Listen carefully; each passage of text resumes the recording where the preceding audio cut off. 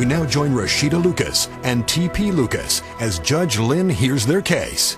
Mr. Lucas, you have brought Mrs. Lucas here to court in order to recover either your 2000 Camry that you said you upgraded or the value of the upgrades that you put in the Camry that you say she took. And I know that you're wearing sunglasses, which usually is not permitted in a courtroom, but I understand that you have an eye issue, glaucoma, and the lights are bothering you. Mr. Lucas, I'm going to start with you. Why don't you tell me how we got here and why it is you've needed to come to court to get this car back?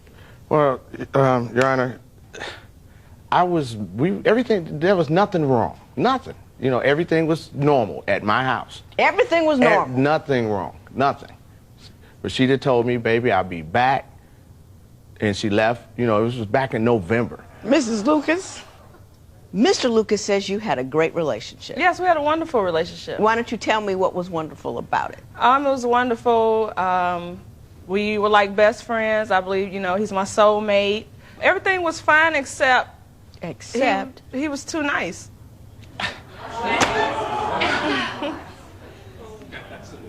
It's too nice. I mean, how does one be too nice to one's wife? He was too nice, like, it was scary nice. You know, it was like, you know the people it was like stalkerish nice, like you too nice, it's too good to be true. Give me an example, because I cannot conceive of the world that you have structured for me here. Right, I mean, you know, too nice, like, he would say, I love you, and it was like, I was like, okay, I was waiting for the punch, when you gonna kick me? It's scary. Some people just, you know, you could be nice, but Mrs. you could be Lucas, too nice. You're gonna have to do better than that. He told you he loved you, and this was a problem. You put up your hands like, when is the punch gonna come? You've been married for 5 years. Has he punched you yet? No.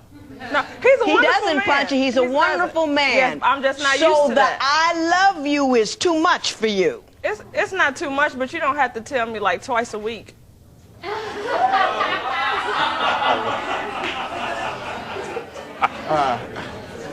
Can't figure that. So if I found you a brother that would run around on you, call your names, and smack you upside the head, you'd be in heaven. No, he don't have to call me names or smack me, but... He can run around on you.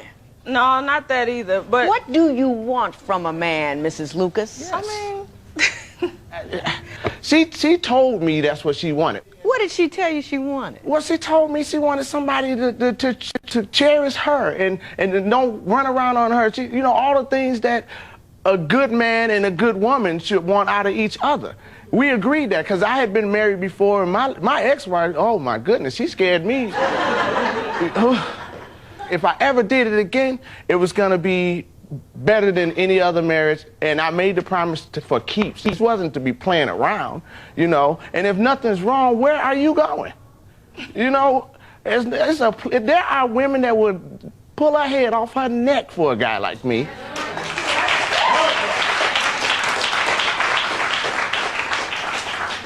I'm going to ask you one more time. He made me gain weight. Okay, how did he make you gain weight? Because, I mean, now the man can cook. Brother can throw down.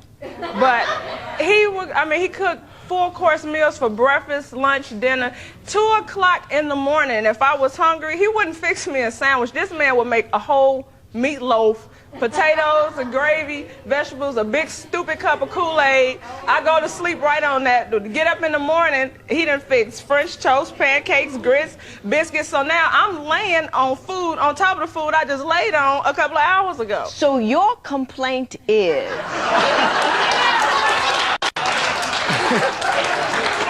that this man cooked too often and too well, and he made me gain weight. Mrs. Lucas, have you lost your mind? No.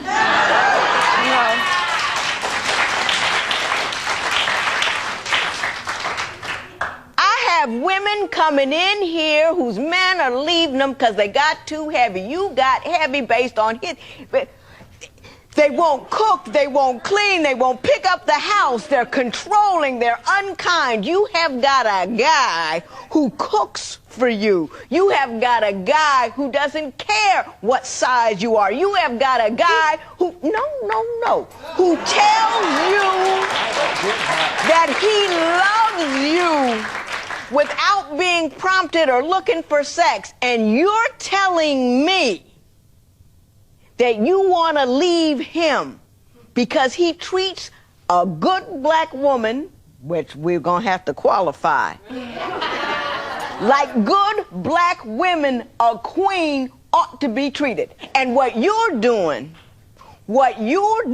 is taking I am a self-centered individual, and I don't appreciate what a man has brought to my table, so I'm going to make up some stupid reason to say what it is stupid. And I very rarely say that about anybody. Do I, Joe? I don't say things are stupid. Very rarely, because people have odd points of view. That's okay. But that's stupid. You need to grow up, Mrs. Lucas.